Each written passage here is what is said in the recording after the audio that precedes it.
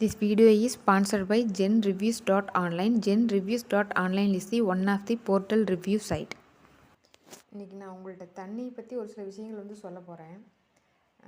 தண்ணிக்கும் நம்ம உடலுக்கும் நிறையா சம்மந்தம் இருக்குது. தண்ணி மாதிரியே பார்த்திங்கன்னா தண்ணிக்கும் நம்மகிட்ட இருக்கிற செல்வ நிலைக்கும் பார்த்திங்கன்னா நிறையா சம்மந்தம் இருக்குது. தண்ணி தானே அப்படின்ட்டு நான் அசால்ட்டாக எடுத்துக்கிறோம். வைரமுத்து அவர்கள் சொல்லியிருப்பாங்க, தண்ணீர் குடத்தில் பிறக்கிறோம், தண்ணீர் கரையில் முடிக்கிறோம் சொல்லியிருப்பாங்க. அந்த லைன் நல்லா ஆழமாக அழுத்தமாக பார்த்திங்கன்னா அதுக்குண்டான அர்த்தம் நமக்கு தெளிவாகவே தெரியும்.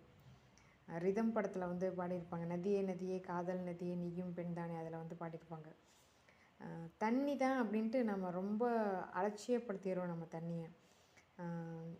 புக் எழுதியிருக்காங்க, தண்ணியில் பற்றி த ஹைடன் மெசேஜ் இன் வாட்டர் அப்படின்னு சொல்லி ஒரு புக்கை எழுதிக்கிட்டாரு. அவர் ஜப்பான் நாட்டுக்காரர் எழுதிக்கிறாரு. தண்ணி நம்ம என்ன பேசினாலுமே பார்த்திங்கன்னா அதை உள்வாங்கிக்கும். தண்ணி நாம் நம்ம நம்ம எவ்வளோ எவ்வளோ சின்ன சின்ன சவுண்ட்ஸை கேட்க முடியாதோ அந்த மாதிரி தண்ணி நீங்கள் மனசில் நினச்சிங்கனாவே போதும், அதை உள்வாங்கிக்கும் அப்படின்னு சொல்கிறாங்க. அந்த அளவுக்கு தண்ணிக்கு மைன்யூட்டான பவர் இருக்குது அப்படின்னு சொல்கிறாங்க. இப்போ ரீசெண்ட் டேஸில் பார்த்திங்கன்னா வாட்டர் ப்ரைஸ் எல்லாமே சொல்லி கேள்விப்பட்டேன். நான் கேள்விப்பட்டதும் இல்லாமல் நானும் வாட்டர் ப்ரேயர்லாம் செஞ்சுட்டும் இருக்கேன். நிஜமாலுமே நம்ம எங்கேயாச்சும் வெளியே போயிட்டு வரோம் அப்படிங்கும்போது டக்குன்னு நம்ம ஃப்ரெஷ்ஷப் ஆகிறோம் அப்படின்னா எதுவுமே பண்ண வேணாம், நம்ம ஜஸ்ட்டு கை காலை கழுவிட்டு ஃபேஸ் வாஷ் பண்ணாவே ஃப்ரெஷ்ஷப் ஆகிடும். அது எப்படி முகத்தை கழுவினோடனே ஃபேஸ் வாஷ் பண்ணோடனே நம்ம ஃப்ரெஷ்ஷப் ஆகிறோம், அது எனக்கு தெரியல. தண்ணிக்கு எந்த இடத்துல வைக்கிறோமோ அந்த இடத்துக்கு ஏற்ற பலனை கொடுக்குன்னு சொல்லிட்டு தண்ணிகிட்ட ஐ லவ் யூன்னு சொல்லிவிட்டு தண்ணிகிட்ட ஐ ஹேட்டுன்னு சொல்லிவிட்டு ரெண்டையும் ஃப்ரீசரில் வச்சு ஃப்ரீஸ் பண்ணி பார்க்கும்போது நீங்கள் வேணால் தண்ணியில் வச்சு கண்ணாடி டம்ளர் எடுத்துக்கோங்க, கண்ணாடி பாட்டில் கண்ணாடி டம்ளர் ஏதாச்சும் எடுத்துக்கோங்க, திக்னஸ் கம்மியாக இருக்கிறதே எடுத்துக்கோங்க. ஒரு டம்ளரில் ஐ லவ் யூன்னு சொல்லுவீங்க, ஒரு டம்ளரில் ஐ ஹேட்யூன்னு சொல்லுவீங்க. ஃப்ரீஸில் வச்சுருங்க. இன்றைக்கி வச்சிட்டிங்கன்னா நாளைக்கு இதே டைமில் மறுபடியும் எடுத்து பாருங்கள். அது என்னவாக இருக்குன்னு நான் சொல்லலை, நீங்கள் பார்த்துட்டு அதுக்கப்புறம் நீங்கள் முடிவு பண்ணிங்க தண்ணிக்கு நான் சொன்ன மாதிரி சக்தி இருக்குது அப்படிங்கிறத நீங்கள் தெளிவாக உணர்ந்துக்கலாம்.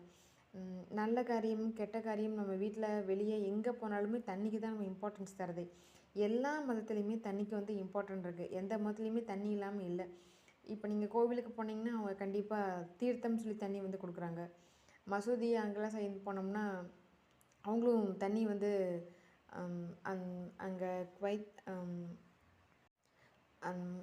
முஸ்லீம்ஸ்லாம் பார்த்திங்கன்னா மக்கா போயிட்டு வராங்கன்னா அங்கே புனித யாத்திரை போயிட்டு புனித நீர் கொண்டு வீட்டில் எல்லாம் குடிச்சிக்கிறாங்க.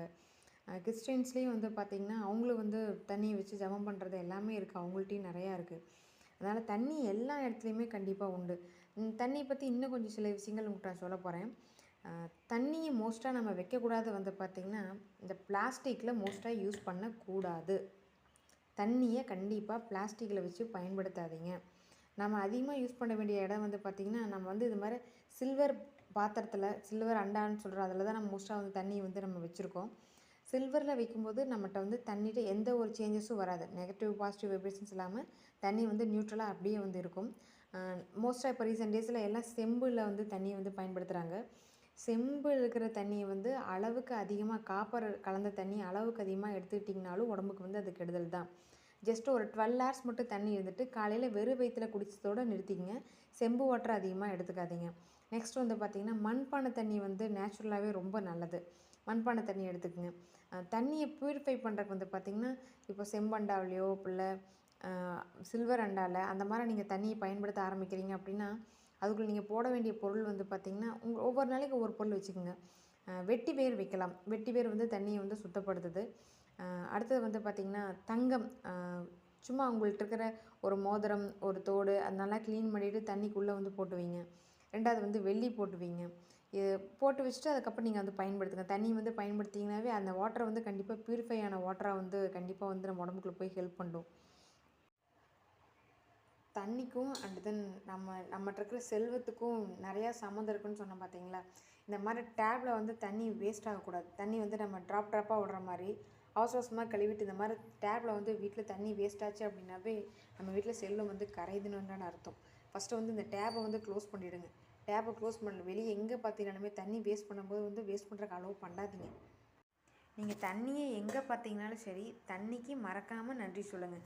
நீங்கள் மலையாக பார்க்கலாம், ஒரு கிணத்துல பார்க்கலாம், ஏரி, குளம், குட்டை, எந்த இடத்துல நீங்கள் தண்ணியை பார்த்தாலும் தண்ணிக்கு வந்து கண்டிப்பாக நன்றி உணர்வை வந்து வெளிப்படுத்துங்க.